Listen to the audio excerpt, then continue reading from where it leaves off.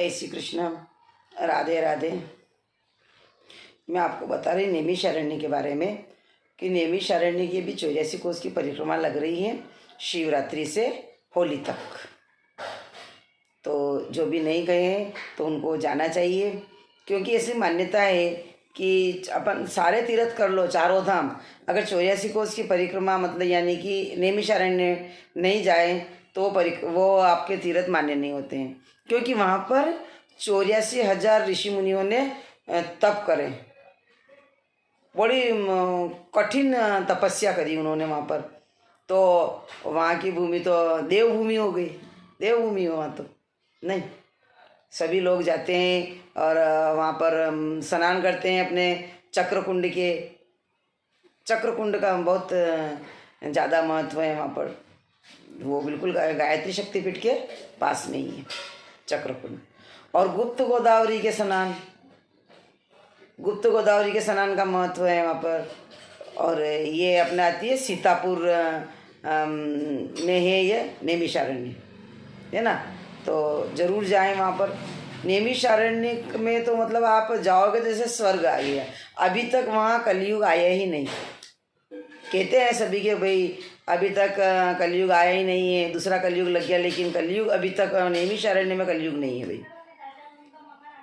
सभी लोग बहुत प्रेम से रहते हैं, सभी अच्छे से रहते हैं, कलयुग आया ही नहीं नैमिषारण्य में।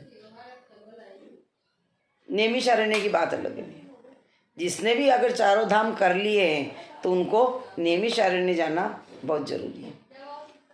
चारों धाम नहीं गए हो तो भी नैमिषारण्य जाओ। नैमिषारण्य की बात अलग है, महिमा अलग है नैमिषारण्य, क्योंकि वहाँ पर 84,000 ऋषियों ने तप करा है, वो देवभूमि है। और एक बार जो चले जाओगे ना तो बड़ा आनंद आ जाएगा, बोले कि भाई बार बार जाने की इच्छा होगी। और जैसे अब मेरी उम्र 60 साल की हो गई है तो अब मेरी तो बहुत इच्छा होती जाने की, और इसी उम्र में जाना भी चाहिए। बच्चों के विवाह हो गए हों और नहीं भी हुए हों तो वहाँ जाएं। एक रुद्रावत नदी है सीतापुर में, बहुत अच्छी नदी है रुद्रावत। वहाँ पर 7 फल देते हैं, जल देते हैं अपने को, दूध देते हैं कच्चा, बेलपत्र, फूल सभी देते हैं अपने को। लेकिन होता क्या है कि आप अपनी भाव लेके जाएं, अपने भावना कि भाई मेरा ये काम होना चाहिए, मन्नत समझते हो ना, किसी की मानता, सगाई संबंधी हो रहे बच्चे के, किसी के बिजनेस नहीं चल रहे हैं, तो वो आर्थिक समस्या भी बहुत सारी रहती है।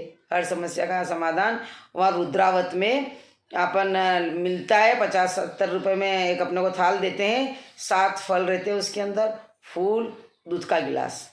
तो दूध का गिलास जैसे हम दूध डालते हैं ना तो वो पानी में, जल में दूध मिल जाता है ना अपने घर पे तो, और वो नहीं मिलता है, वो डायरेक्ट अंदर भोलेनाथ की मूर्ति ना वहीं जाके चढ़ता है।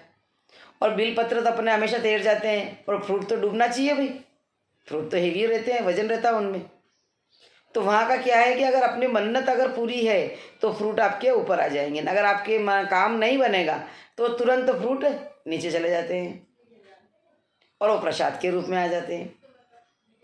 फिर वहाँ एक भोलेनाथ का मंदिर है, एक फ्रूट रखते हैं उसमें से, उस मंदिर में चढ़ाते हैं।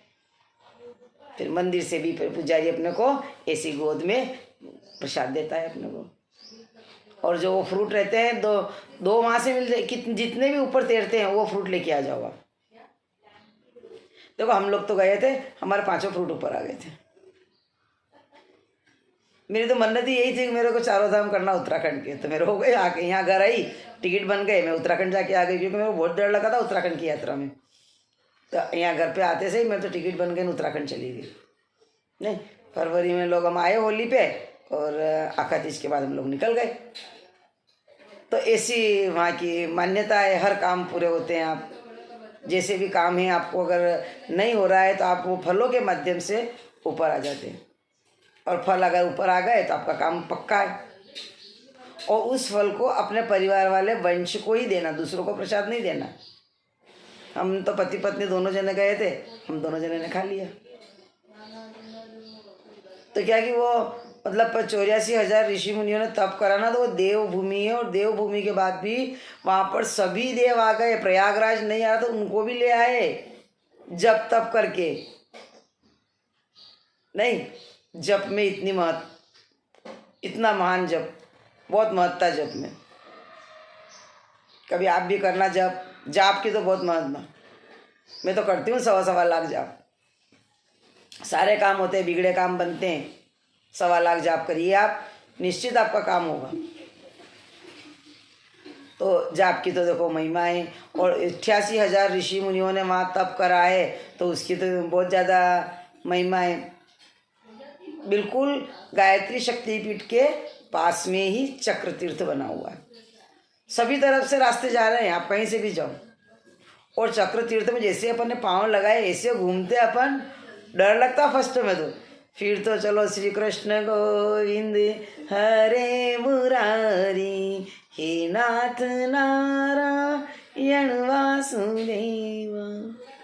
आराम से श्री कृष्ण गोविंद हरे मुरारी का जाप करते करते आपकी 14, 51, 21, 108 गोल गोल गोल गोल गोल गोल घूमते रहो। बिल्कुल थकान नहीं आती अपने को, और बहुत अच्छा लगता है। ऐसा मन करता है कि अपन बार बार जाएं। तो नैमिषारण्य का महत्व बताया मैंने आपको कि नैमिषारण्य का ये महत्व है। आप कितनी भी यात्रा कर लो, पर नैमिषारण्य की यात्रा नहीं करी ना, तो वो यात्रा मान्य नहीं है।